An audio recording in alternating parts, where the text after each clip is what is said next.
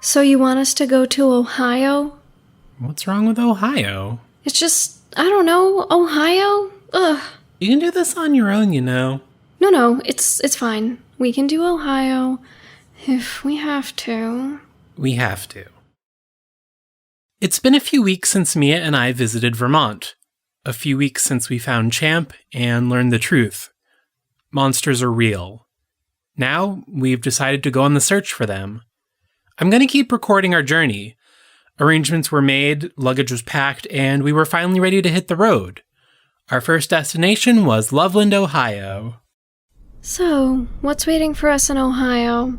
You said something about frogs? Yes, the Loveland Frogs, also known as the Loveland Lizards, also known as the Loveland Frogmen. Oh, so we're going after the Navy SEALs. You wish. More like giant frogs. Gross. Not a fan of frogs? No. So quick to judge. Fine, tell me more about them. Like a lot of cryptids, the Loveland Frogs are named for the area in which they live. That's why we're heading to Loveland, Ohio. And just like Champ, sightings date back to the Native Americans. Supposedly, the Miami tribe had legends of a river demon called the Shawnahook. It lived in the Little Miami River, which does go through Loveland. Legend says that it guarded the river, and it apparently looked like a man, but with no nose, no hair, and dark, bumpy skin. Oh, so they're giant anthropomorphic frogs. Yeah, these things still sound super gross. Fair enough. I take it there are more sightings than just old Native American myths? Oh yeah. The first modern sighting happened back in 1955. Some guy was driving along Loveland in the middle of the night on some road along the river. He sees these 3 humanoid figures on the side of the road and pulls over to watch them. They were 3 to 4 feet tall, hairless, webbed hands and feet, and, well, their faces looked like frogs. Ugh, yuck. So he watches these things talk to each other for a few minutes before one of them pulls out a cylinder, or, for lack of a better word, a wand. It starts shooting out sparks, which finally convinces this guy to get the hell out of there. Wait a second. A magic wand? Seriously?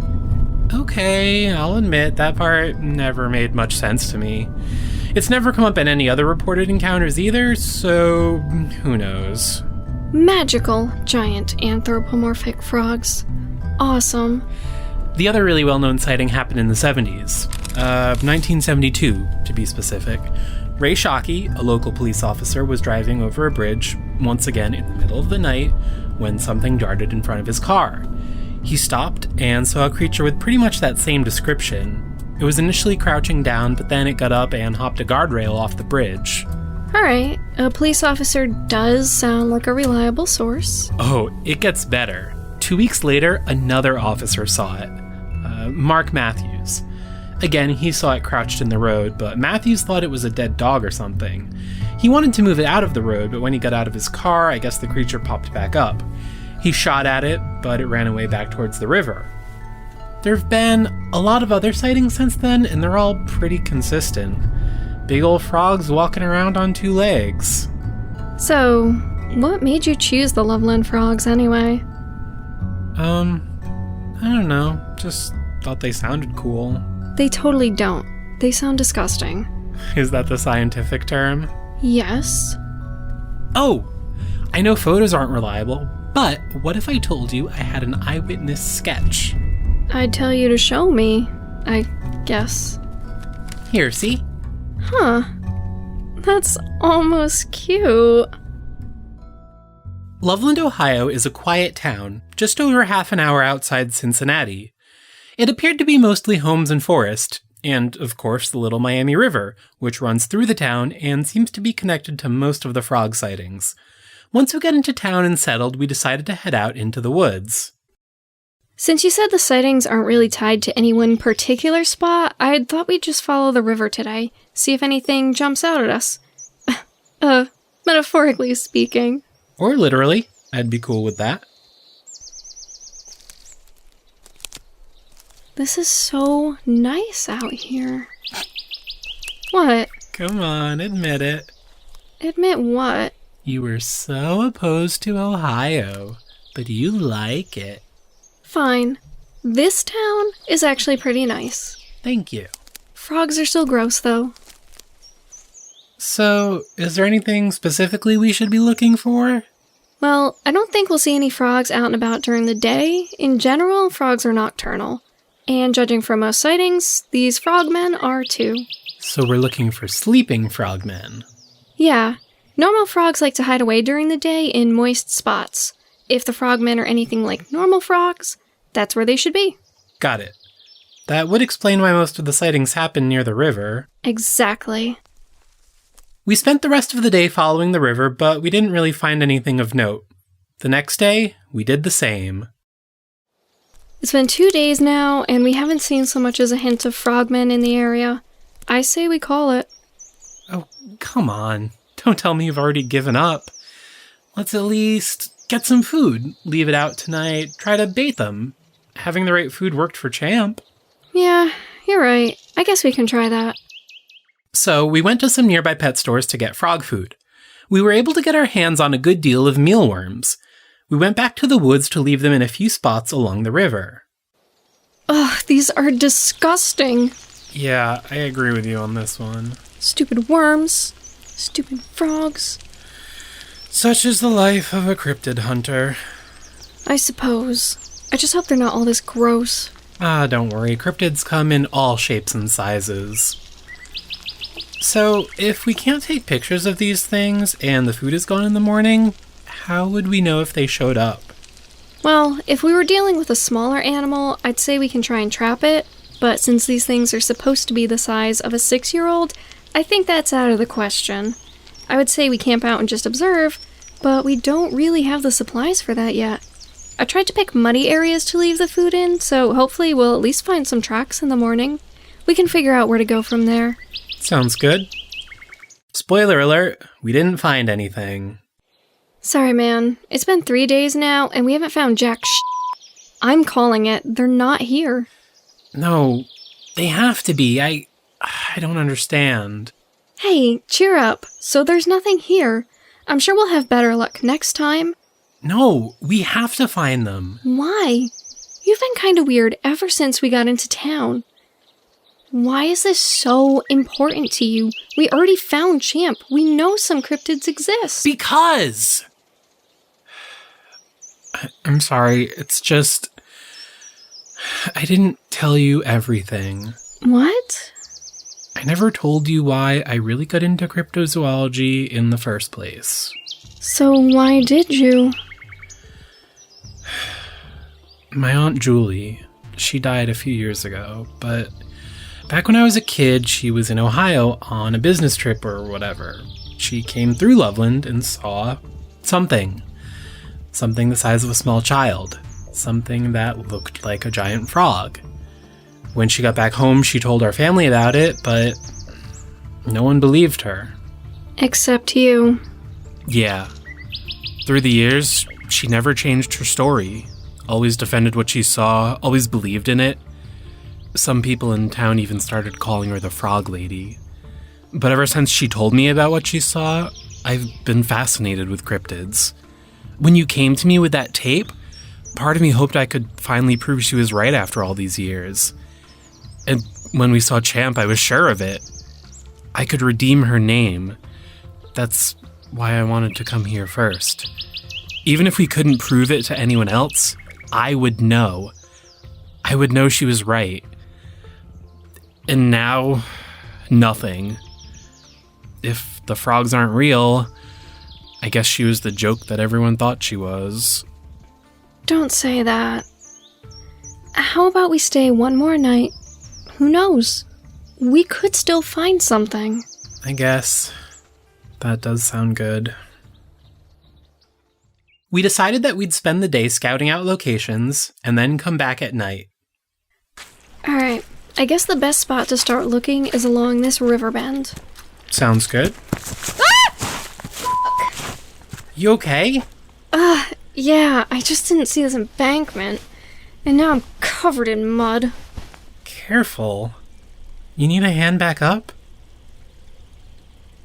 Mia? Get down here. Is that? Yes. A hole. A burrow. Just the right size for something about 4 feet tall. I wish we could see further in, but it looks like the tunnel curves after a few feet. Do we go in? You want to go in there? Well, let's assume this is where they live, or sleep, or whatever. If they're nocturnal, they could be in there right now sleeping. But if we come back here at night, they should be out and about in the woods doing whatever frogmen do when they're awake, right? Yeah, good thinking. Then it's settled. Fine. I won't be going in there, but you can. Sounds like a deal. This was the best lead we'd found yet. We decided once night fell, we'd start here. In the meantime, we ate and got some sleep, just in case we were out all night. Finally, once the sun had set, we headed back out. You ready? I'll keep watch out here. All right, here we go.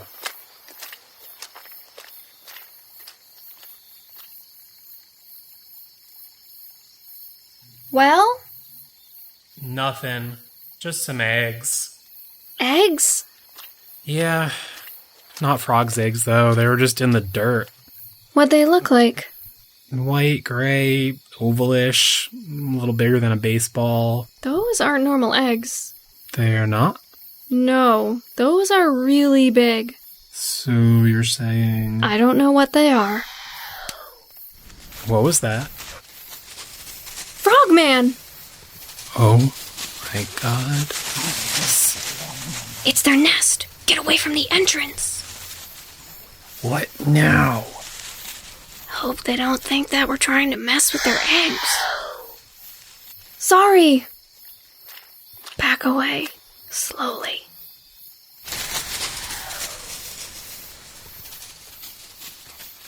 Yeah, that's definitely their nest.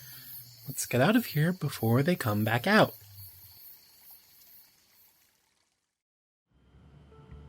Well, I guess I'm glad we stayed the extra night.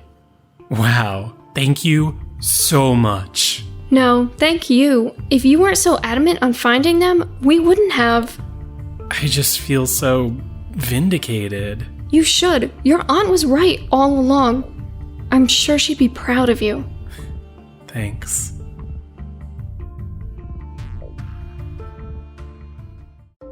Okay, Mia here. Still getting used to this. Field notes, entry number 2, Loveland Frogs. First of all, frogs is definitely a misnomer. Most aspects of the description are pretty accurate though. The few we saw were around 4 feet tall, bipedal, no tail, but they looked much more like lizards than frogs. Maybe some sort of iguana? The eggs definitely support that theory. Frogs lay their eggs in the water, and they're clear. And gross. Most lizards dig a nest into the ground and have normal, shelled eggs. The frogman eggs definitely appeared more like lizard eggs. The creatures themselves were scaly, not slimy. I think any reports of them being slimy may have been people seeing them after coming out of the water, all wet and shiny. I don't think their hands and feet were webbed, but it was hard to tell in the dark. They also had a small row of spines running down their back. Now, if they were lizards and happened to be herbivores, it would explain why they didn't care about our mealworm traps. Also, Komodo dragons and other lizards, while not bipedal, have certainly been seen to grow as large. So a lizard that size isn't as unbelievable as a giant frog. All in all, giant lizards wouldn't be outside the realm of possibility. What am I saying? These are cryptids. They're all outside the realm of possibility. So, I've also started drawing sketches of the cryptids we've seen as a supplement to these notes. Even if we can't take pictures, I think it's good to have a visual reference. End field notes.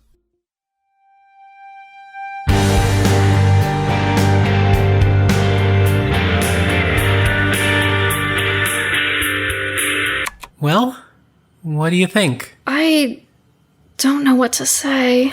I'm sorry, you hate it. No, I don't hate it. I'm just a little surprised, that's all. So, this is what, a podcast now? Well, I was just thinking, if we're going to keep doing this, and I'm going to be recording it all, why not? I thought I could make, like, a different episode for every cryptid we investigated. And then what? Post it online for everyone? Look at your aunt! People will think we're crazy. Well, not everyone. I've got some contacts online. Contacts? Come on, you sound like a spy. Yeah, you got me. I'm a spy. No, it's a private message board. We talk about cryptids. Some people have had encounters, others are just believers, or people like me that are interested in them. I just thought I could share it with them. A private message board? As in our friends won't see it? Yeah, exactly. Fine.